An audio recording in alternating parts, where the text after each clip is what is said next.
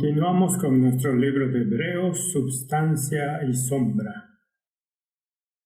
Creo que ya nos habremos dado cuenta de lo que es la substancia y por qué es tan esencial que vayamos de la sombra a la substancia.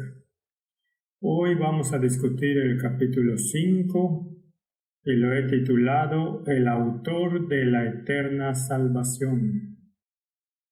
Pablo está construyendo hacia un gran crescendo y la forma en que escribe tiene tanta profundidad que podríamos contemplar esto para siempre. Creo que el libro de Hebreos será uno de los libros que estudiaremos en mayor detalle cuando lleguemos al cielo. Pero antes de empezar, tengamos una palabra de oración. Padre Celestial, mientras contemplamos al autor de la eterna salvación en el libro de Hebreos, suplico que vuelvas a estar con nosotros, que ilumines nuestras mentes y que nos mostrarás gemas de tu palabra. En el nombre de Jesús. Amén. El capítulo 5 en la King James tiene el encabezado El sacerdote humano. Hebreos 5:1. Porque todo sumo sacerdote tomado de entre los hombres es constituido a favor de los hombres en lo que a Dios se refiere, para que presente ofrendas y sacrificios por los pecados. Creo que los traductores de este verso deben haber estado sentados durante bastante tiempo contemplando cómo podemos transmitir mejor los pensamientos. Y la King James aquí dice, todo sumo sacerdote tomado de entre los hombres está ordenado para los hombres en cosas pertenecientes a Dios. Esa palabrita perteneciente ha sido añadida, para que quede claro, para ofrecer ofrendas y sacrificios por los pecados. Ahora otras traducciones no lo tienen exactamente así. Si miramos la traducción de las Buenas Nuevas, de ese versículo leemos, todo sumo sacerdote es elegido entre sus semejantes y designado para servir a Dios en su favor, para ofrecer sacrificios y ofrendas por los pecados. El matiz es diferente. Si miramos la Message Bible, leemos, todo sumo sacerdote seleccionado para representar hombres y mujeres ante Dios y ofrecer sacrificios por sus pecados. Así que aquí tratan de ser neutrales con el género y están todos bailando alrededor de estos versos. Pero creo que la King James toma la esencia en cosas pertenecientes a Dios, ofreciendo sacrificios. El versículo 2 dice, para que se muestre paciente con los ignorantes y extraviados, puesto que él también está rodeado de debilidad. Así que el capítulo 5 de Hebreos nos da una idea de los atributos del sumo sacerdote, o los que debería tener, pero que solo encontramos en plenitud en Jesucristo. Por lo que el sumo sacerdote tenía que tener una naturaleza compasiva y particularmente en lo que respecta a los que son ignorantes. Y esta es la forma en que Jesús vino y buscó la gente sencilla y les dio las lecciones de vida. De la misma forma deberíamos emular lo que Jesús hizo. Deberíamos ser compasivos cuando se trata de los que viven en ignorancia. Y no como los escribas y los fariseos que se jactaban debido a un supuesto conocimiento que tenían, comparados con los demás, cuando su conocimiento era totalmente contrario a la voluntad de Dios. Y por causa de ella debe ofrecer por los pecados tanto por sí mismo como también por el pueblo. Entonces el sacerdote terrenal era un ser humano como tú y yo. Así que tuvo que ofrecer por la gente, pero él también tenía que ofrecer por sí mismo porque él también era un pecador. y nadie toma para sí esta honra sino el que es llamado por Dios, como lo fue Aarón. Así que cuando miras este sacerdocio, era un sacerdocio aarónico y fueron elegidos de Aarón y tenían que tener una línea de sangre que los vincule directamente a este linaje particular de Aarón. No cualquiera puede ser sacerdote. Y fue un llamado muy específico. Ahora que la sustancia ha cumplido la sombra, hay un sacerdocio de creyentes. Todos se vuelven un sacerdote en el sentido que traemos dulces ofrendas de incienso, nuestras oraciones en favor del pueblo a Dios. Por eso es importante que entendamos la naturaleza de este sacerdocio. El comentario de Wesley sobre Hebreos 5:4 es: el apóstol comienza aquí a tratar del sacerdocio de Cristo. La suma de lo que él observa al respecto es: lo que sea que es excelente en el sacerdocio levítico está en Cristo, y de una manera más eminente. Y lo que falta en esos sacerdotes está en él. Nadie toma este honor, el sacerdocio, para sí mismo, pero el que es llamado por Dios, como fue Aarón y su posteridad, que fueron todos ellos llamados a la vez. Pero es observable que Aarón no predicó en absoluto. La predicación no es parte del sacerdocio. Así también Cristo no se glorificó a sí mismo para ser un sumo sacerdote. Es decir, no tomó este honor para sí mismo, sino que lo recibió de quien dijo: tú eres mi hijo, yo te he engendrado hoy. No de hecho al mismo tiempo, porque su generación fue desde la eternidad. Entonces está contrastando los dos sacerdocios. El uno era terrenal y esos sacerdotes terrenales tenían faltas, pero Cristo no tenía falta. Así que todo lo que es bueno en ese sacerdocio lo aplicamos a Cristo. Todo lo que estuvo mal lo aplicamos a la naturaleza humana caída. En Hebreos 5, versículo 5 tenemos estas pequeñas palabras: así tampoco. Cristo no se glorificó a sí mismo, haciéndose sumo sacerdote, sino el que le dijo: tú eres mi hijo, yo te he engendrado hoy. Ahora, Cristo no era del sacerdocio arónico, no era de la tribu de Leví. Así que esto es más que una historia interesante, y por eso introduce otro personaje aquí con el nombre de Melquisedec. Hebreos 5:6, como también dice en otro lugar: tú eres sacerdote para siempre según el orden de Melquisedec. Ahora, si vamos a Salmo 110, versículo 4, leemos: juró el Señor y no se arrepentirá, tú eres sacerdote para siempre según el orden de Melquisedec.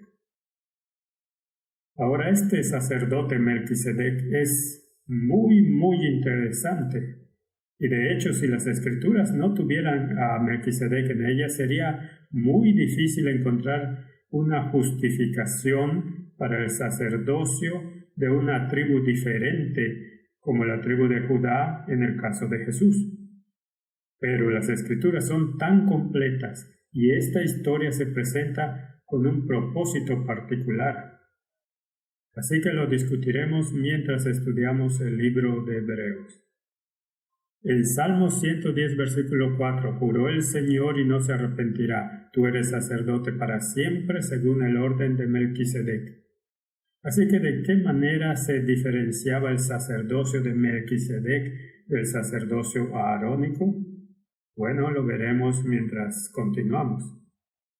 Ahora de nuevo, tenemos un quiasmo en el capítulo 5, porque estaremos viendo un quiasmo en todos ellos, y miremos este.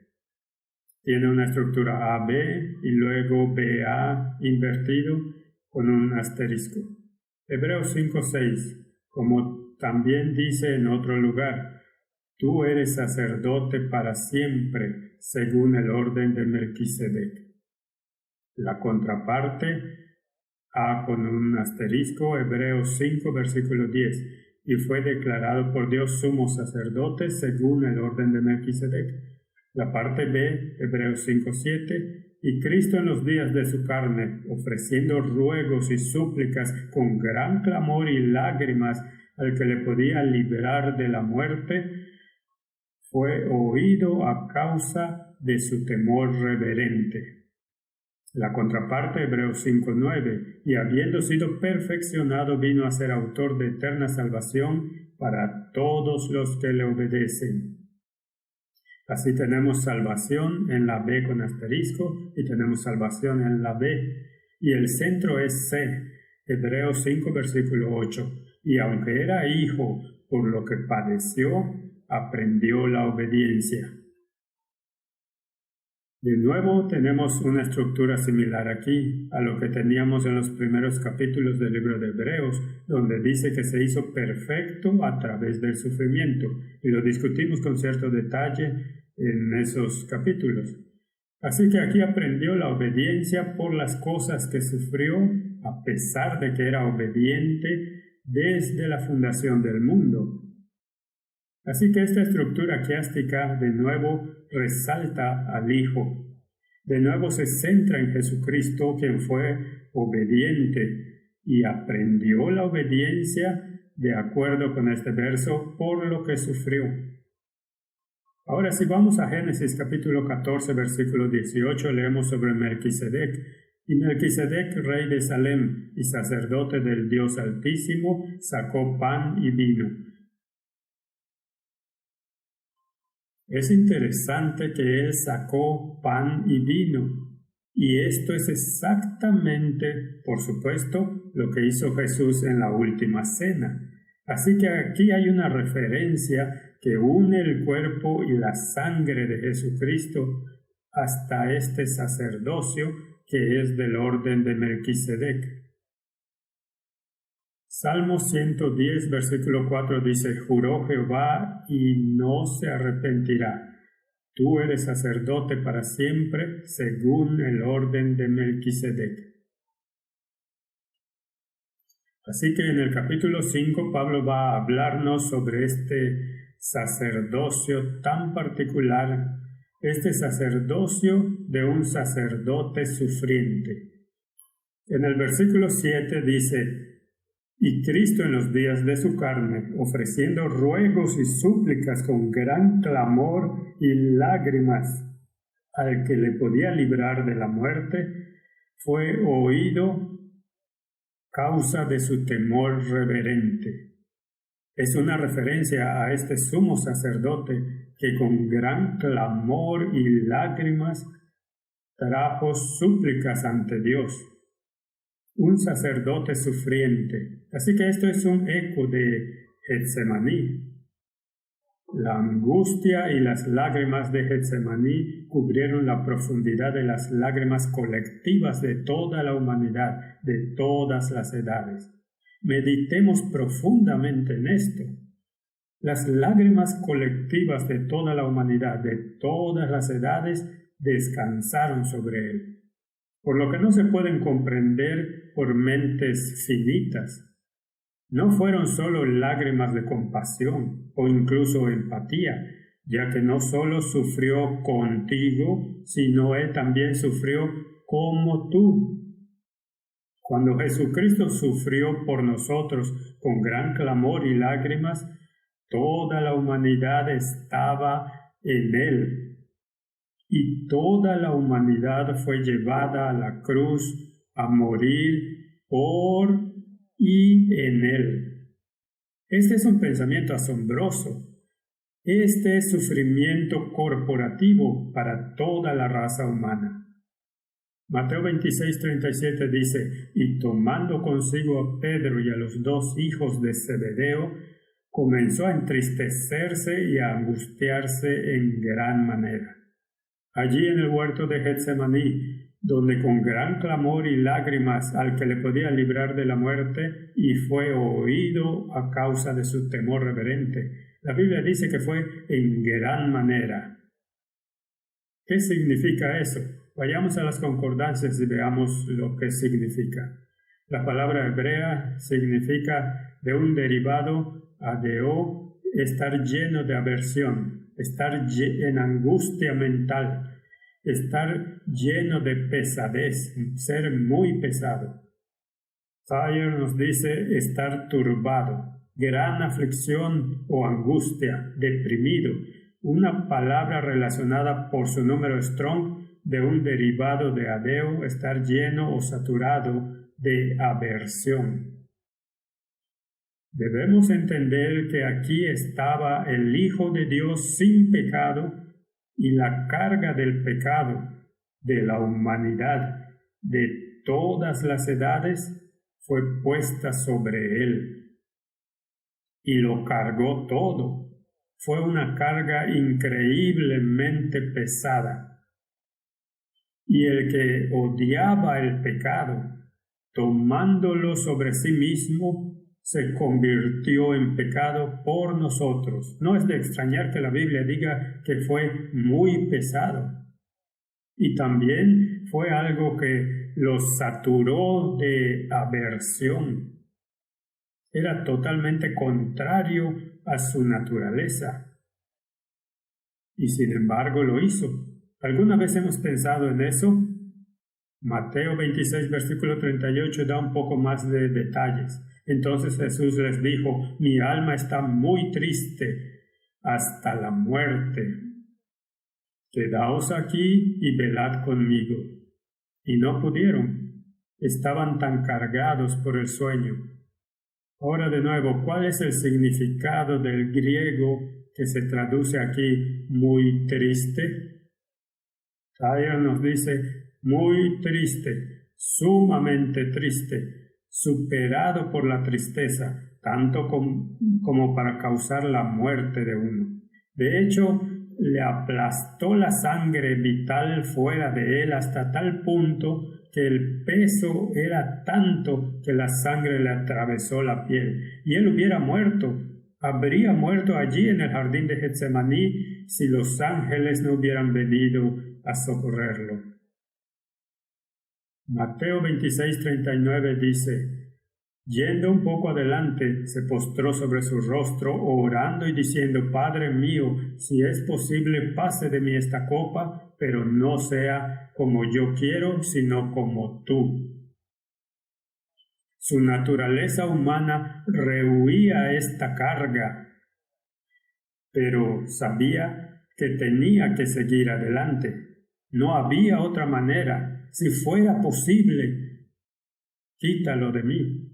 Pero no había otra manera, no había otra forma de satisfacer el requerimiento de la justicia. Si Dios es 100% justo, entonces se debe hacer justicia y la paga del pecado es muerte. Por lo tanto, la muerte debe ser ejecutada.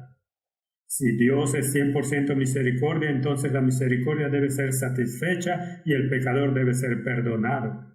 No puedes reconciliar esos excepto haciendo que la justicia tome su camino para que reine la misericordia. Marcos 14:33. Y tomó consigo a Pedro, a Jacobo y a Juan y comenzó a entristecerse y a angustiarse. Entonces, ¿qué es lo que experimentó que Pablo aludía allí en Hebreos capítulo 5? De nuevo, ¿qué significa angustiarse?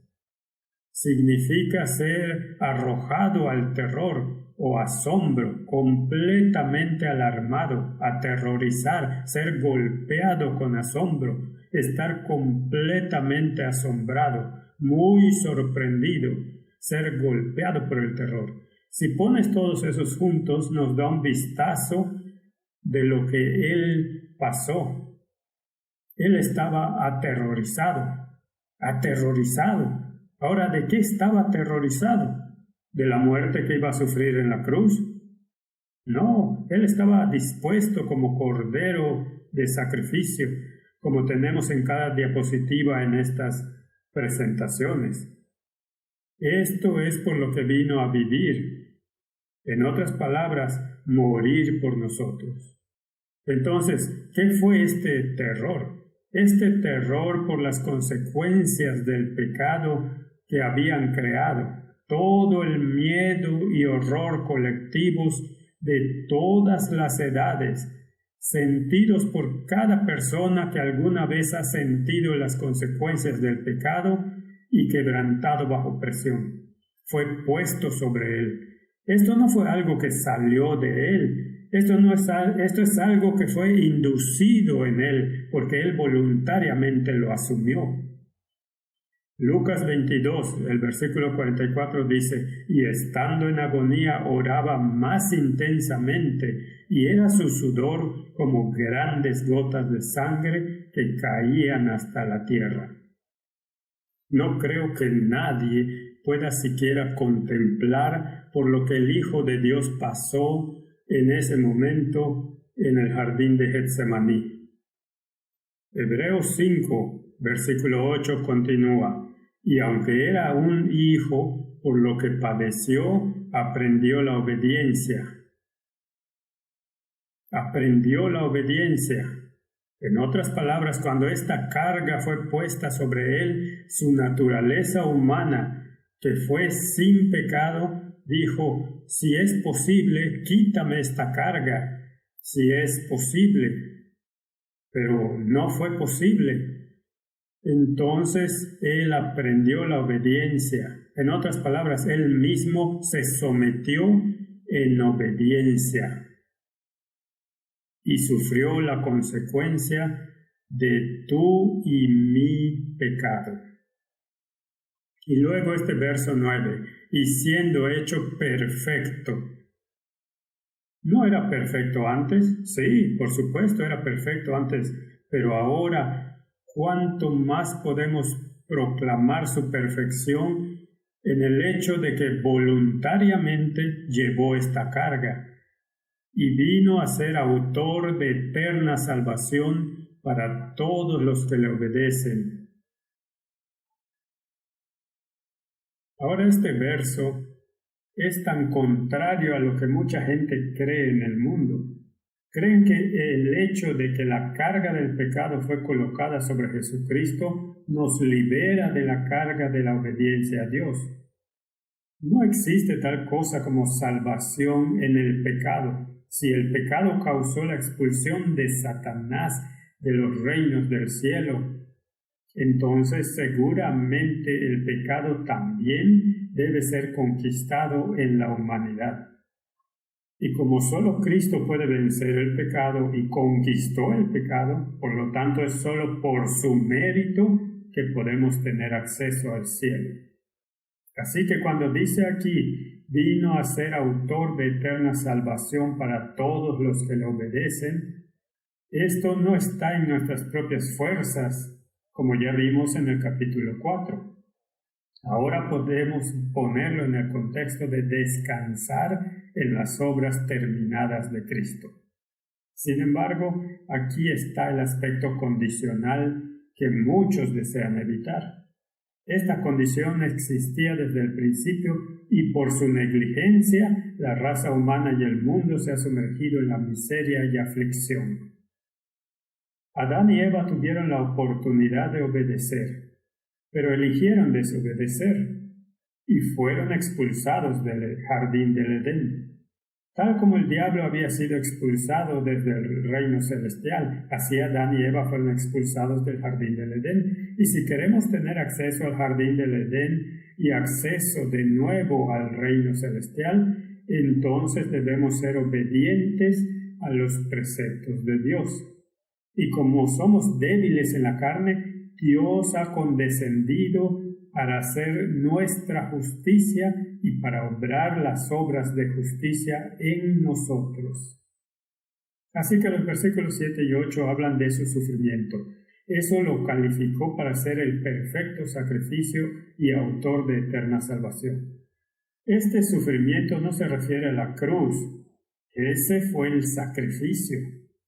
Fue la expiación que nos salvó del pecado, sino que se refiere a la angustia mental causada por presenciar y lidiar con las consecuencias que el pecado había traído. El dolor humano, el sufrimiento de todas las edades, así como la dureza del corazón que rechazó al único que pudo salvarlos. Aquí en el huerto de Getsemaní, Él no fue el sacrificio. Él fue el que se convirtió en portador del pecado y tomó el sufrimiento sobre sí mismo. Por lo que no podemos medir las profundidades de su amor o el terrible costo del plan de salvación. No hay línea lo suficientemente larga para medirlo, pero con gratitud podemos aceptarlo por fe. La copa no le fue quitada, pero un ángel fue enviado para fortalecerlo para que él pudiera soportarla. ¿Por qué un ángel? Porque no había voz humana para reconfortarle, o que incluso fuera capaz de discernir la magnitud de los eventos que fueron desplegándose ante ellos. Su espíritu se inclinó bajo el peso. El dolor del mundo entero de todas las edades descansaba sobre él. Pensé escribir estas palabras porque se necesita contemplación para ver lo que el Hijo de Dios atravesó. Y las palabras a menudo se nos escapan cuando intentamos explicarlo. Este es mi débil intento, al tratar de captar solo un grano de lo que realmente sucedió allí. Getsemaní no era el altar, sino el camino a él.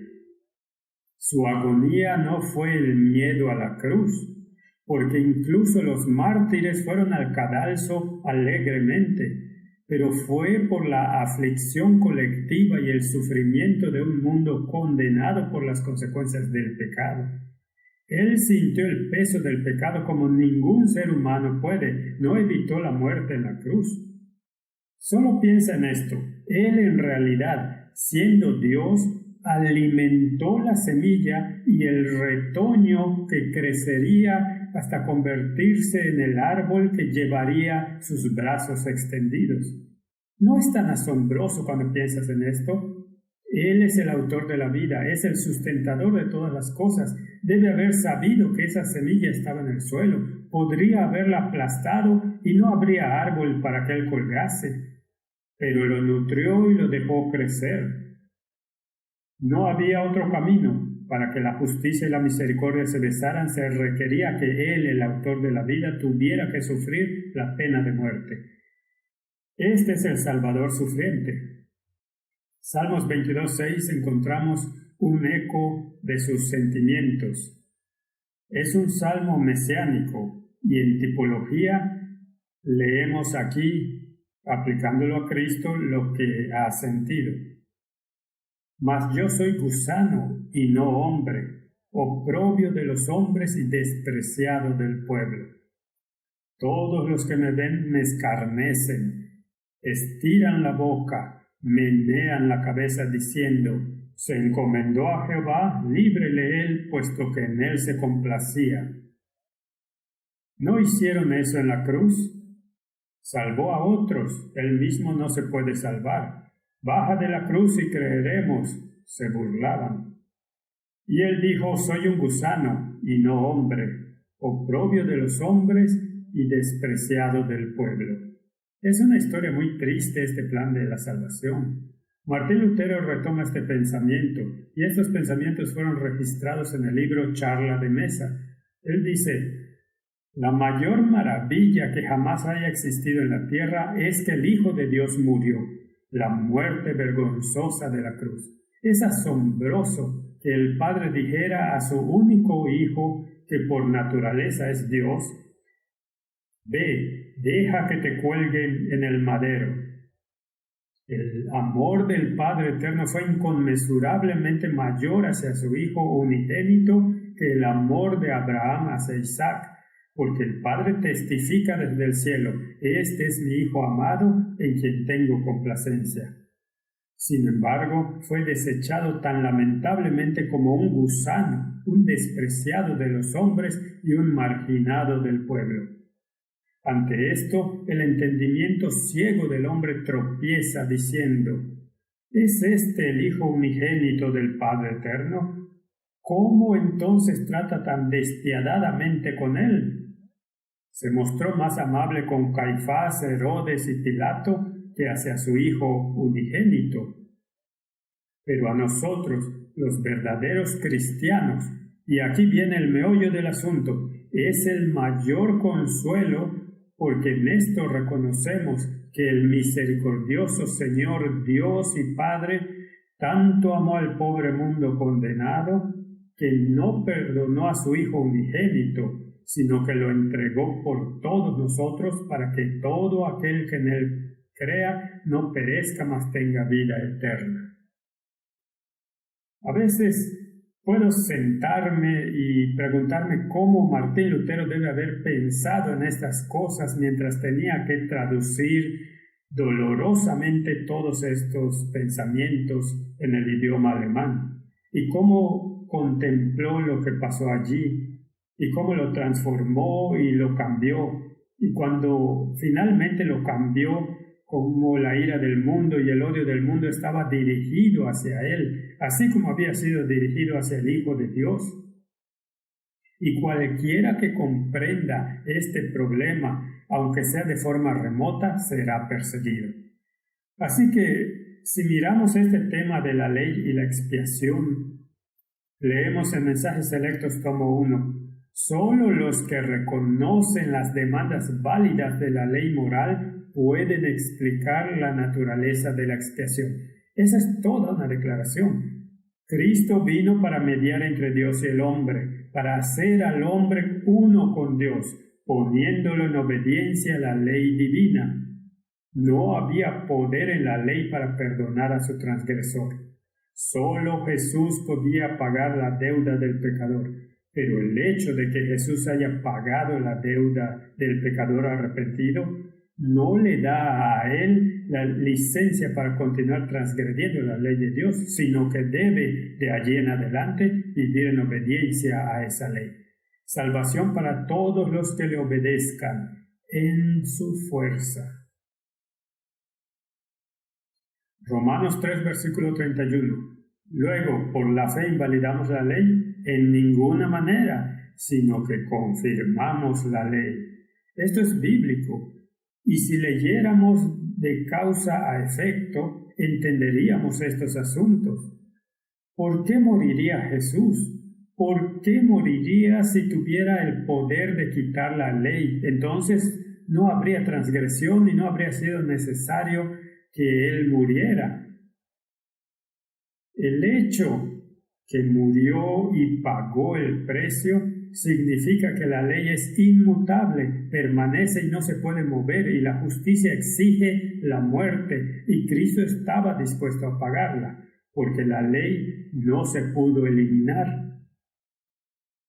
¿Por la fe invalidamos la ley? En ninguna manera, sino que confirmamos la ley. Entendemos cuál es el problema.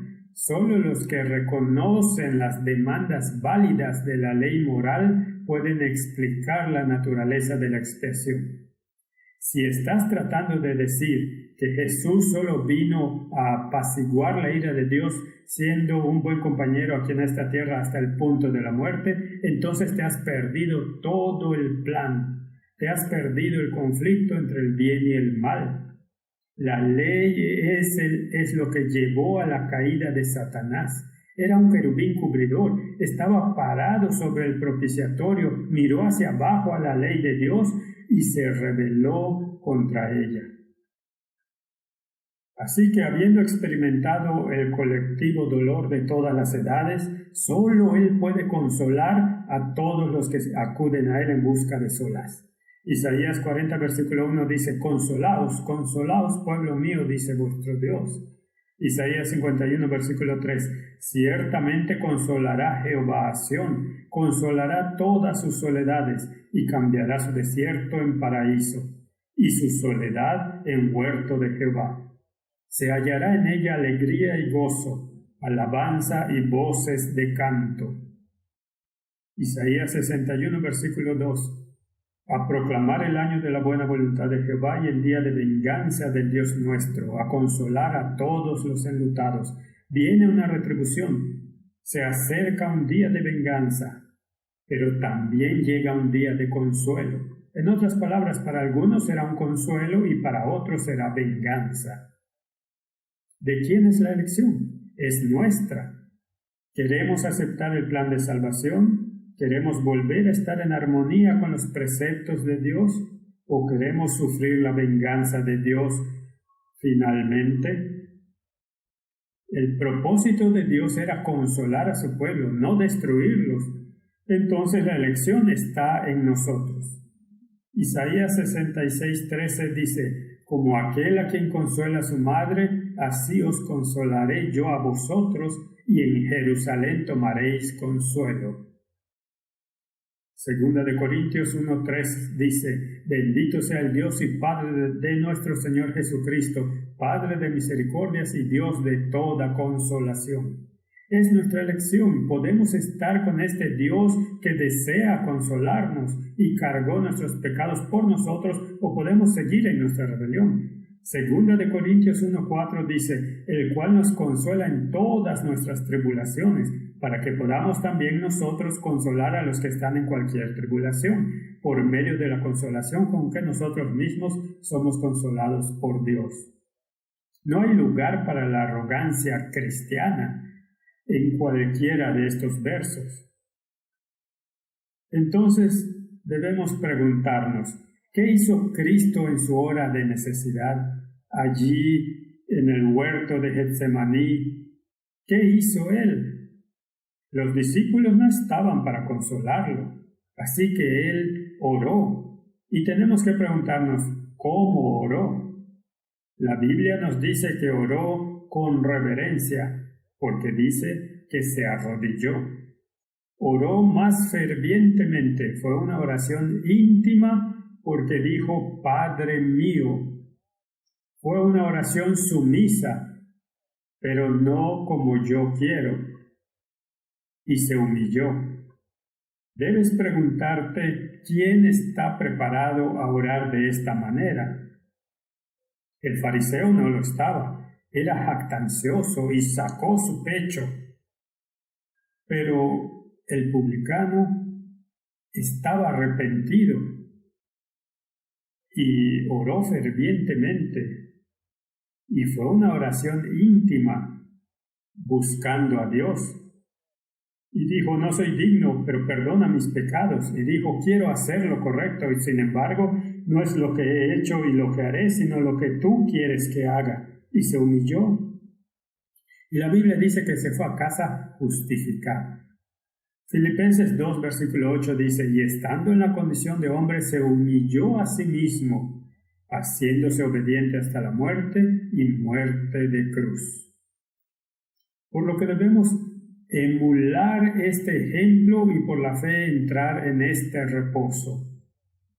¿Fue esta oración escuchada? Es la pregunta. La respuesta es sí, porque se convirtió en sumo sacerdote del orden de Melquisedec para siempre. Hebreos 5, versículo 10 dice: y fue declarado por Dios sumo sacerdote según el orden de Melquisedec. Y luego el versículo 11 dice: de quien tenemos mucho que decir y difícil de explicar, por cuanto os habéis hecho tardos para oír. Ahora hay un pequeño problema. ¿De quién? ¿A quién se aplica esto? Bueno, si lo lees aquí tal como está en la versión King James, parece ser aplicado a Melquisedec, declarado por Dios sumo sacerdote según el orden de Melquisedec, de quien tenemos muchas cosas que decir. En otras palabras, de Melquisedec tenemos muchas cosas que decir. Así se lee aquí. Pero podría ser realmente diferente, porque el de quien puede aplicarse aquí a Melquisedec, pero el griego también podría traducirse del cual. Exactamente lo mismo. Sería correcto traducirlo del cual, en cuyo caso se aplicaría al sumo sacerdocio de Cristo, para que pudiera leerse: declarado por Dios sumo sacerdote según el orden de Melquisedec, del cual este oficio de sumo sacerdote tenemos mucho que decir y difícil de explicar, por cuanto os habéis hecho tardos para oír. Ahora mi pregunta: ¿cuál es el propósito del libro de Hebreos hasta aquí? No se trata de sombra y substancia. ¿Y dónde estaba la substancia? ¿Dónde estaba el énfasis? Siempre estuvo en la substancia, siempre estuvo en Jesucristo, como el cumplimiento de las sombras. Entonces tengo un presentimiento de que en este caso particular quizás haya sido mejor traducirlo no de quién, sino del cual, en cuyo caso se aplicaría al sumo sacerdocio. Esto no niega que la discusión de Melquisedec sería interesante, pero el mismo Melquisedec es también un tipo de una realidad mayor. Melquisedec fue sumo sacerdote por un tiempo, pero Jesucristo por siempre. Así que creo que se aplica a Jesucristo. Echemos un vistazo a lo que hicieron algunas de las otras traducciones con esto y de alguna manera eluden la cuestión. Es la fuente de referencias bíblicas y te da varias Biblias. Aquí tienes la Nueva Versión Internacional y dice: tenemos mucho que decir sobre esto, por lo que realmente no se aplica ni a uno ni al otro, pero es difícil dejarlo claro porque ya no intentan entender. Es un poquito vago. La versión estándar en inglés lo traduce: sobre esto tenemos mucho que decir y es difícil de explicar, ya que se han vuelto aburridos para oír. La King James, por supuesto, de quien tenemos muchas cosas que decir y difíciles de pronunciar, ya que sois sordos para oír. Si vamos a la Nueva Biblia Estándar Americana, sobre él tenemos mucho que decir y es difícil de explicar, ya que ustedes se han vuelto malos oyentes. Por lo que sobre él podría también aplicarse a Melquisedec.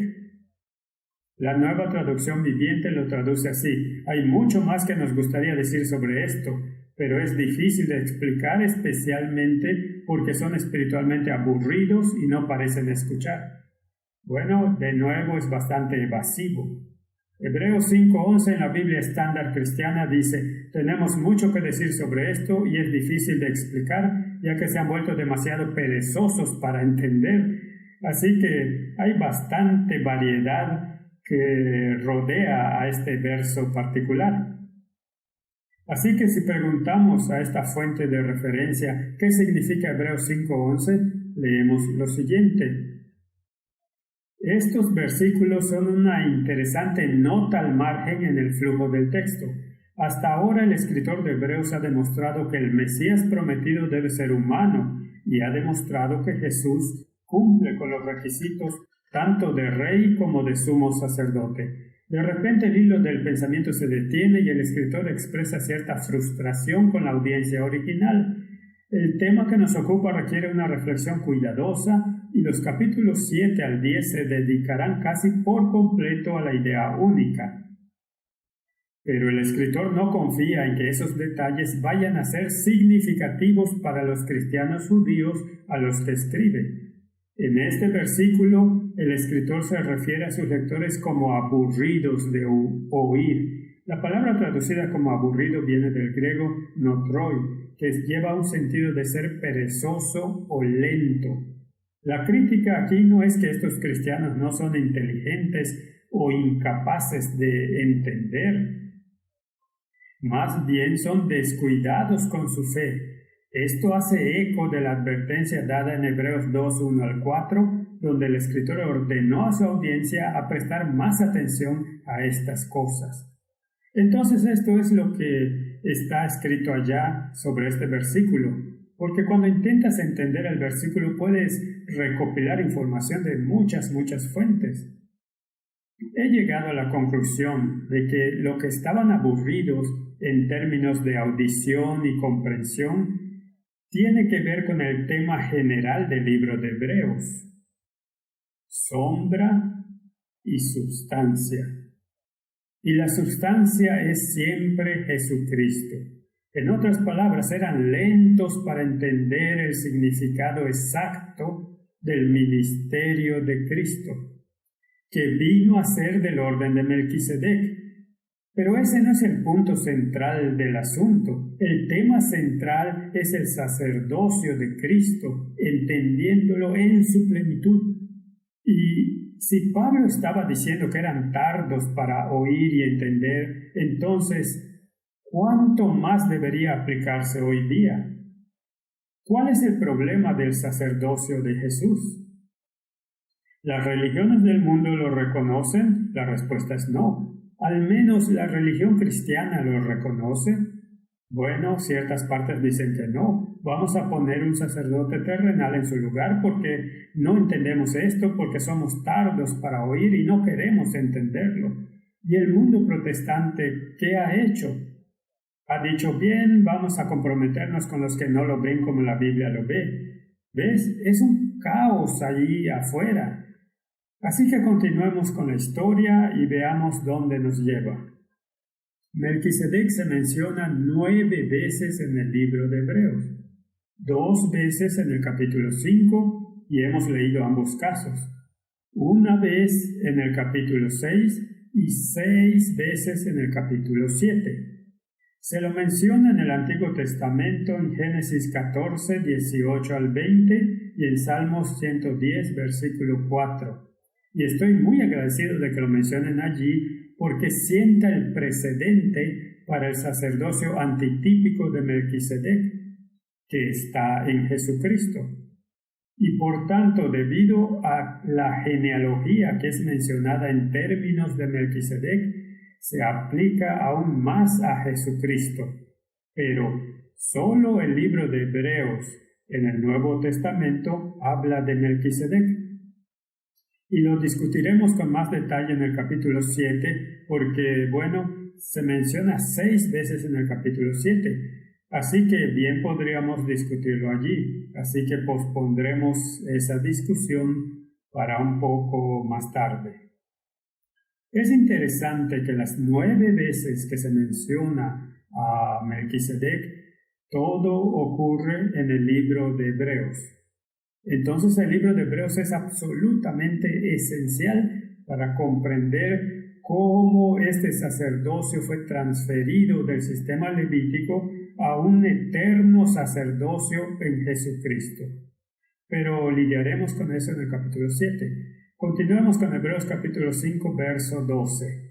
Porque debiendo ser ya maestros después de tanto tiempo, tenéis necesidad de que se os vuelva a enseñar cuáles son los primeros rudimentos de las palabras de Dios. Y habéis llegado a ser tales que tenéis necesidad de leche y no de alimento sólido. ¿Cuál fue el problema? El problema fue que los primeros cristianos que abrazaron el cristianismo eran judíos y estaban tan criados en su religión de sombras y en sus tipos que ellos luchaban para llevar el antitipo al lugar que le corresponde. Y si miramos esos primeros cristianos y los argumentos sobre la circuncisión y si era necesario o si no era necesario o si todos esos sistemas de sacrificio eran necesarios, ¿no lucharon con eso? Incluso los discípulos lucharon con eso. ¿No reprendió Pablo a Pedro cuando confundió la sombra con la sustancia? ¿No acusó a Jacobo de enviar gente confundida en términos de la sombra y la sustancia? Entonces no es sorprendente que lucharan con este problema. Y si no luchamos con esto y lo intentamos entender, caeremos en la misma trampa. Así que, debiendo ser ya maestros después de tanto tiempo, deberíamos saber estas cosas. Tenéis necesidad de que se os vuelva a enseñar cuáles son los primeros rudimentos de las palabras de Dios. El primer principio de los oráculos de Dios, de las enseñanzas de Dios, es que la salvación está en Cristo y solo en Cristo. Y habéis llegado a ser tales que tenéis necesidad de leche y no de alimento sólido. ¿Estamos confundiendo el asunto? ¿Cuánto más se aplica eso al tiempo en el que estamos viviendo? El versículo 13 dice, y todo aquel que participa de la leche es inexperto en la palabra de justicia porque es un niño. Pero el alimento sólido es para los que han alcanzado la madurez, para los que por el uso tienen los sentidos ejercitados en el discernimiento del bien y del mal. ¿De dónde sacamos este discernimiento? ¿Cómo obtenemos este discernimiento que puede hacernos capaces de consumir alimento sólido y poder estar como la brújula al polo firmes a un principio? Aquí en esta palabra tienes que estudiar los capítulos 5 y 6 y 7 y Génesis a Apocalipsis para comprender estas cuestiones. Son los primeros rudimentos de las palabras de Dios.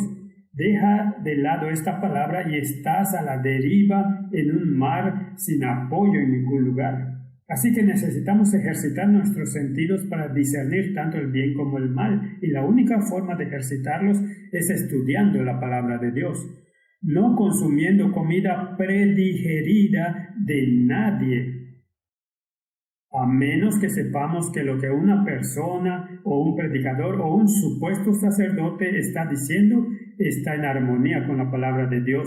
No puedo consumirlo. Así que en el tiempo que estamos viviendo necesitamos comprender los principios del plan de salvación.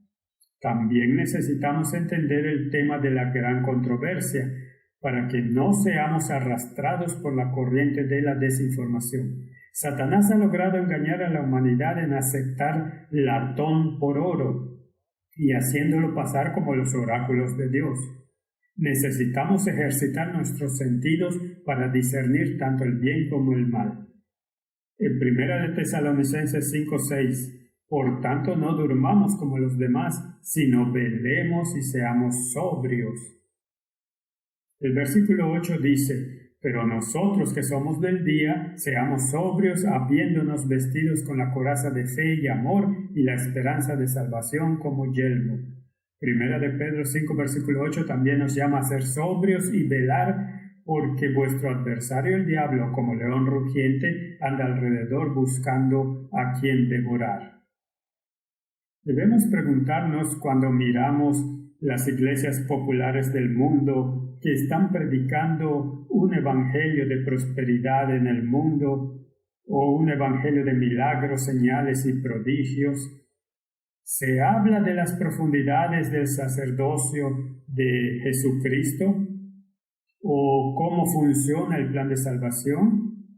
¿O es un evangelio de forma y celebración?